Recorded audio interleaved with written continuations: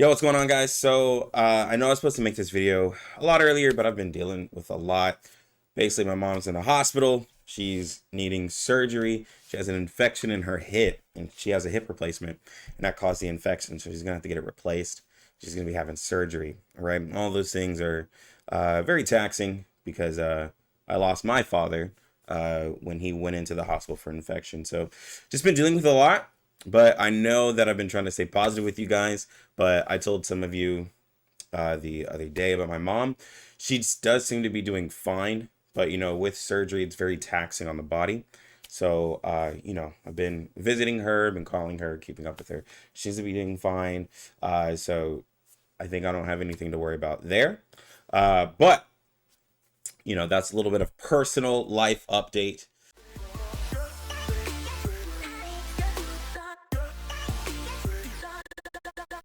All right, guys, so let's look at Marcus. What I first want to say is that good old Jockizin, you were wrong, but it's okay. I'm R99 CEO. Of course I was right. Of course I would know this character would be a DPS, bro.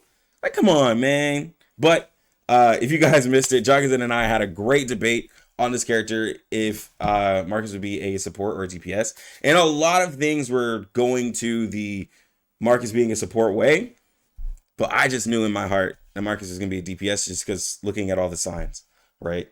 So Marcus is going to be a plant DPS that is really involved with Eureka. We have another Eureka unit with 37, 6, Ezra, Getien, and now Marcus. So Eureka is going to be something we're going to really keep seeing. I thought they were going to do away with Eureka for a little bit, but like since 1.5, 1.4, they have put out a Eureka unit. So it's really interesting. They want to get a lot of Eureka units into it. So we're going to see probably more Eureka supports that can help the Eureka for the whole team, not just Ezra, right? It's really exciting. So, insights. Flip this page. I1. Increase max Eureka by 1. At the start of the round, if there is no enemy under the effect of annotation, inflicts annotation on a random enemy. Prioritizes boss targets. Also at the start of the round, if Marcus's Eureka has reached a certain amount of stacks, consume all stacks of Eureka to grant +1 stars to a random incantation of Marcus. I3 at the start of the round, gain Eureka. If the number of plant, spirit, or intelligence of Lattice characters on the field reaches a certain number, gain intensive reading. If this condition is not met, dispel intensive reading. Annotation: when the carrier takes action, Marcus gains Eureka. Intensive reading: when using incantations at rank 2 or 3, gain Moxie. All right, so let's talk about this insight, right? So we know that this character is, of course, Eureka, and wants to have annotation on enemies. So in a single target situation, it seems like annotation is just going to be up, and on enemies, it's going to inflict it randomly if like the boss has like multiple enemies, right? And there must be a way to just inflict annotation, like maybe another way with like the ult or something, like Getien does with his passive debuff. So the round, she wants to have Eureka stacks to grant a random incantation +1 star. So if you have a way to get a lot of level 2 spells, you can get those upgraded to level 3. Or if you have, if you start with level 1, then they go up to level 2. But this makes sense because like I've been talking about, the raid that's out for plant characters, which is why I feel that I really feel like they made a mistake on the launch of those raids. But Marcus is a character that was mental DPS, perfect for that raid, and that raid wanted you to use level 2 and level 3 incantations to be able to deal with the mechanic in it. So she can provide this for herself by upgrading her abilities, and this is a form of empower incantation. So combining 6 with her might be really interesting and getting just a lot of upgraded cards, honestly. Like it seems like you could just upgrade your cards like quite well. And I'm saying 6 because her effect doesn't only work with just play, it works with spirit and intelligence. So it's like they're making light and dark in other animes where they can be fit onto like a full team's effect. It seems like they're putting that here. Like AFK Journey has that as well. A lot of the other like idle games I've played, It's like you make all of one unit, but then like the special characters they have can be included, which is really nice. I hope they continue to put spirit and intelligence as like wild card units for these Afflatus, for the RGB Afflatus is right, because I really like being able to just put in six or like Isolde as the kind of universal characters into these teams and it work, right? Uh so with these insights, I can see the power of Marcus just being able to easily upgrade cards. This could allow her to do a more higher amount of bursts than most characters because like I mean you're looking at rank 2 or 3 incantations a lot quicker than most, right? With less movements. All right, skill 1, intensive reading session. Single target attack deals mental damage. This attack enjoys increased penetration. So this is going to be most likely her like single target burst ability. So if you have a character that gives like incantation damage, or you can give her incantation damage like 6, this will be very helpful for her. She also gets her own penetration rate, which is great. This is a basic single target ability. Skill 2, in the lamplight, mass attack deals mental damage to 2 enemies and inflicts weakness on them. Damage dealt is increased when attacking enemies under the effect of annotation. Weakness, when the caster attacks, damage bonus minus 25%. So we know about weakness. Yenny has weakness, so you can lower the damage that a boss does. Now this is huge. This gives her a little bit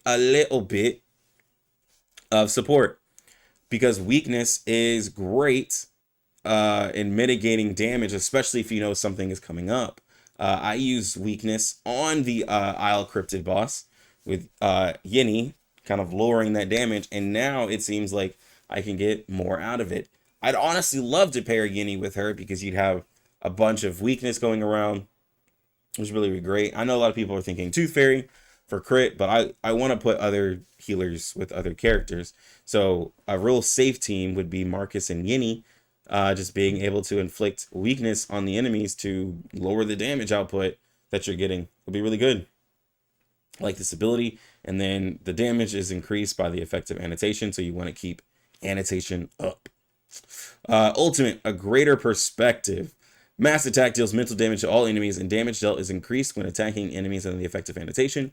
Increases on Eureka and grants Marcus prepare to self, and that's a buff. At the start of the round, a level 1, 2, or 3 intensive reading session is generated. So we got to see how long this lasts, how much Eureka we get, but we're getting a free card of the single target ability. So that's really great. It's random, and I'm pretty sure somewhere in the portraits it'll help you guarantee that you get a level 2 or level 3, right? I'm quite sure that's what it's gonna do. But that's really cool. Spylidia is able to give herself like her own card, which is really nice. And then if you're doing a DPS like burst setup, you can guarantee that you have the card there at least on the next round after using the ult. So it's pretty cool. Being able to get a free card here. I got to see the scaling of the single target ability. Maybe there's probably going to be a portrait that's going to make it a lot better because like depending on how much mental damage we'll have, we'll see how much like if she's a burst character or if she's like more of a consistent DPS type character, just being able to use her skills at level 2 and 3 more consistently than others, to where she's most. It seems like she's gonna she's definitely gonna be more of a incantation based character versus like an AoE burst. But we'll see the values. But being able to upgrade skill makes me think that most of her damage is gonna be in her skills, right? We get to see that effect, and I know a lot of people were thinking support, which this ult was like, guys, come on, it doesn't do any damage, but it actually does. You can see it here. It's just really hard, right, in the video. What are my thoughts on her now? I will say that I was hoping for a single target burst character. I know the ult doesn't really help, but I was hoping like in the skills we would get some single target burst. She seems more AoE based, which is what Jessica is, which is what Druvis is. So, plants going down an AoE route, which is fine. It's fine. I was just hoping for more of a single target character. With Marcus's kit, you see a lot more utility of her own mechanics that are going on with her kit than just straight up damage, right? If you compare a character like, you know, like a Spathidia or like a Lilia. Like some of them are really simple, right? Like, you know, Spathidia is more of like buff and then attack, right? Whereas like Lilia is just like straight up attack. You know, she has a lot more utility with being able to give herself Eureka, being able to get Moxie by using higher level spells, so she can cycle her ult a lot quicker if you use 6 with her, right? Because you can use the Empower Incantation to help her out during certain phases in the fight. So I do like this kit. I think this kit is really nice because, you know, when you're looking at other content other than raids, like this is really great. Like especially like with the Limbo, with Utu and other modes, like the roguelike mode, like being able to upgrade abilities free like this is pretty cool. So I can't wait to test her out. Be testing her out in a couple of days. So we'll be seeing what the values are on everything, what the portraits look like. Really excited. We'll be able to see how she performs in the raid. Please let me know what you guys think down in the comment section about the character. What do you think about her? And I will just schedule out the stream that you guys know exactly when I'll go live.